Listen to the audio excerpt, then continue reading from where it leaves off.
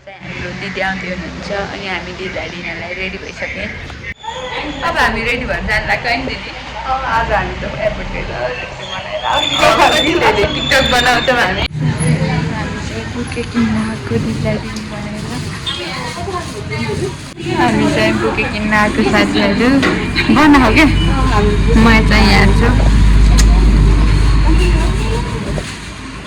हेरेर चाहिँ के हेर्दैछु।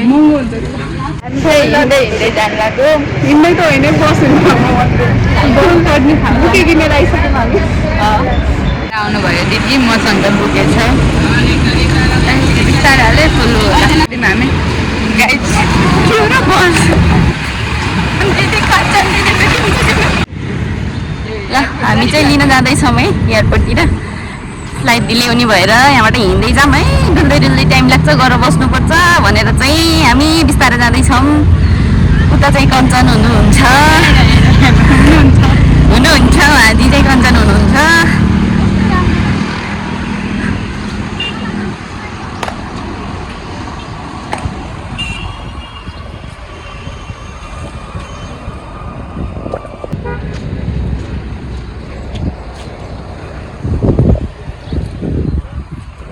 मौसम चाहिँ राम्रै गरेछ। बिहान पानी परेको भएर होला सायद फ्लाइट चाहिँ ढिले भयो हाम्रो आधी घन्टाको भने। कस्तो छ हाम्रो हालत। बाटो चाहिँ कस्तो राम्रो रहेछ।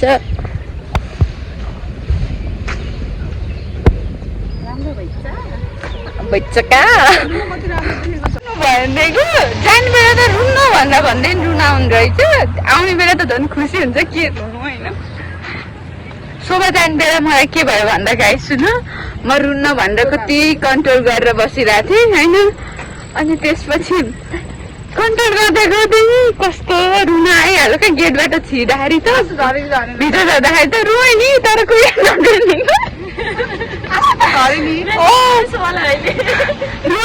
रोएँ तर कस्तो यस्तो क्या गेटबाट भित्र छिर्ने बेला पाएँ भन्ने बेला त कस्तो नरमाइलो फिल हुँदो रहेछ क्या। जाने बेला सबै रमाइलो गर्दै गएको नि।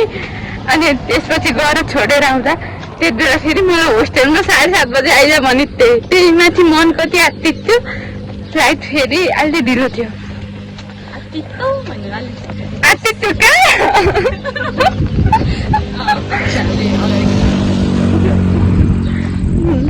यस्तै हो गाइजहरू। अब हामी चाहिँ दिदीलाई लिन जाँदैछौँ। भाइको चाहिँ आज भाइभा थियो। यो साइन्स पढ्नुको चाहिँ अलिक गाह्रो छ क्या। यो भाइभा हुन्छ अनि भाइभामा अलिक गाह्रो हुन्छ। त्यही भएर पोतेर चाहिँ नपढेर चाहिँ रुममा बस्न लाग्यो।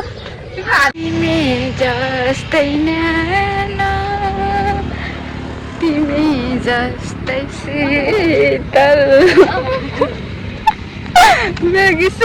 नाच्नु होला। भिडियो बनाइदियो। यस्तो राम्रो रहेछ। ओ यहाँ जेब्रा क्रसिङबाट बाटो काट्नु होला कृपया। हामी चाहिँ मैले चाहिँ रुल्स तोड्न सक्दिनँ। त्यही भएर म जेब्रा क्रसिङबाटै बाटो काट्दैछु। कस्तो बोल्न नि नआएको छ। अट्कै गरेको छु त्यही नै सुन्दिनँ त। 30 मिनटमा आउनुहुन्छ हाम्रो दिदी। ओ तेरो मलाई खुसी देख्ला त्यो ओठमा फुल बोकेर आएँ म एयरपोर्टमा।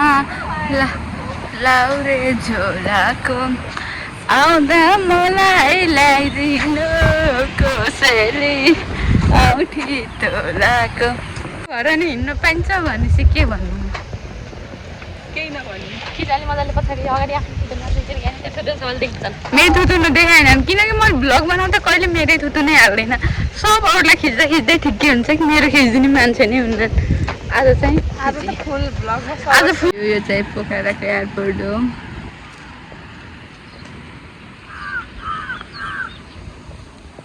म चाहिँ यहाँ दिदीलाई लिन आएको। दिदी आउँदै हुनुहुन्छ विदेशबाट। म काठमाडौँ जान नपाए पनि पोखराको एयरपोर्टमा लिन आएको। बस्नुभयो वेटिङ गरेर। मेरो टिकटक बनाइदिएँ अब बनाइदिनु है।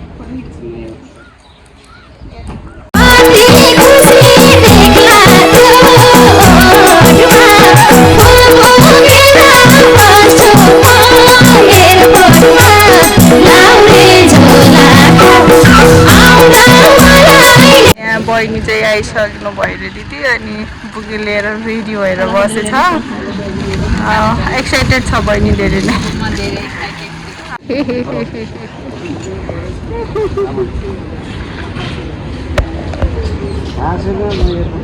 ज्ञानीले छेकिदिनु कि सबै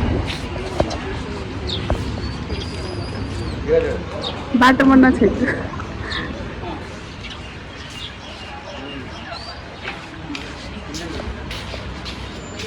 हेलो हेलो हेलो हेलो भन्नुहोस् न हेलो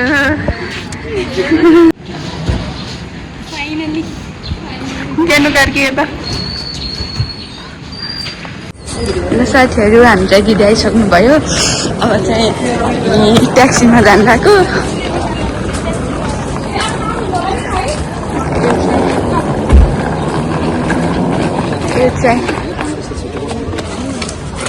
यो चाहिँ एयरपोर्ट